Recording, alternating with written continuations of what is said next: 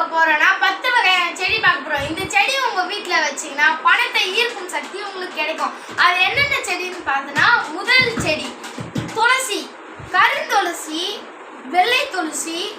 இதை ஒரு தொட்டியில வச்சு பக்கத்து தொட்டியில கற்பூரவள்ளி அந்த செடியை வச்சீங்கன்னா உங்களுக்கு லக்ஷ்மி தேவியும் பெருமாளும் தேவி கடாட்சம் பண்ற ஒரு சக்தி கிடைக்கும். இரண்டாவது செடி அது என்னன்னா, எல்லாருக்கும் தெரிஞ்சது மணி பிளான்ட்.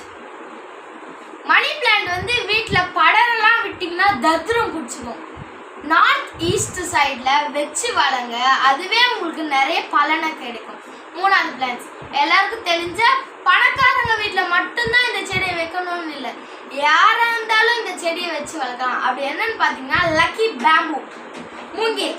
அந்த செடியை யார் வச்சாலும் அதை நார்த் ஈஸ்ட் சைடில் வச்சிங்கன்னா நீங்கள் ரொம்ப கோடீஸ்வரனா கூட இல்லை, உங்களுக்கு நிம்மதி கிடைக்கும், ஒரு பாசிட்டிவ் எனர்ஜி, அதுக்கப்புறம் பணத்தை ஈர்க்கும் சக்தி கிடைக்கும். நாலாவது செடி என்னன்னு பார்த்தீங்கன்னா, எந்தனாச்சும் ஒரு செடி வாசனை வர செடி நீங்கள் வச்சு ஆகணும். பன்னீர் ராஜாவோ இல்லைனா மல்லி செடியோ, வாசனை நல்ல வாசனை வர செடியை நீங்கள் வீட்டு வாசலில் வைக்கணும். இந்த ஒரு பூவும் மலரும் போது அதிலிருந்து வர வாசம் தான் சாமியை அழைக்குது. ஸோ நீங்கள் பன்னீர் ரோஜா வைக்கிறது மெயின் பெஸ்ட். நெக்ஸ்ட் அஞ்சாவது செடி, இந்த செடி பார்த்தீங்கன்னா ரொம்ப ரொம்ப இம்பார்ட்டன்ட் செடி, வாடாமல்லி.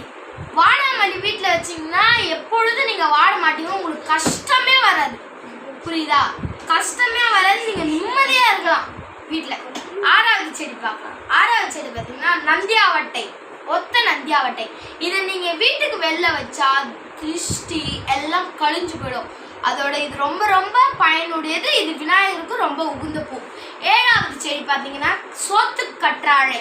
இதை மெயினாக 2 வாசல்லையும் வச்சு வளர்த்தா துர்ஷ்ட சக்திலாம் பார்த்து பயந்து ஓடிடும். எட்டாவது செடி பார்த்தீங்கன்னா செம்பருத்தி. இந்த செம்பருத்தி பூ வைக்கிறதுனால செம்பருத்தி பூ சிவப்பு கலர்ல இருக்கும். ஸோ துர்திருஷ்டனா அந்த சிவப்பு கலர்ல பார்த்துச்சுன்னா பயந்து ஓடிடும். ஸோ நீங்கள் செம்பருத்தி செடி வைக்கிறது ரொம்ப ரொம்ப நல்லது. எட்டாவது செடி இருக்கிறதுல கொஞ்சம் முக்கியமான செடி எட்டாவது செடி தான், ஆடாதோடை செடி. இந்த செடி நீங்கள் வச்சிங்கன்னா உங்கள் வீட்டில் லக்ஷ்மி கடாட்சம் போகும்.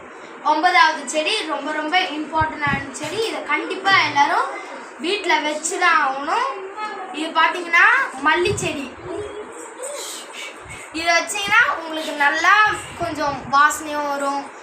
அதுக்கப்புறம் 10வது செடி இருக்குதே இம்பார்ட்டன்ட் செடி, இது ஒரு மருத்துவ செடி, நித்திய கல்யாணி. வயலட் கலர் குட்டி குட்டியாக பூ பூக்கும். இதை வீட்டில் வச்சிங்கன்னா நல்ல பாசிட்டிவ் எனர்ஜி கிடைக்கும். இது சுகருக்கு இந்த 2 இலையை தண்ணியில் கொதிக்க வச்சு குடிச்சா நிம்மதியாக இருக்கும், சுகர் கம்மியாகும். ஓகே, நன்றி.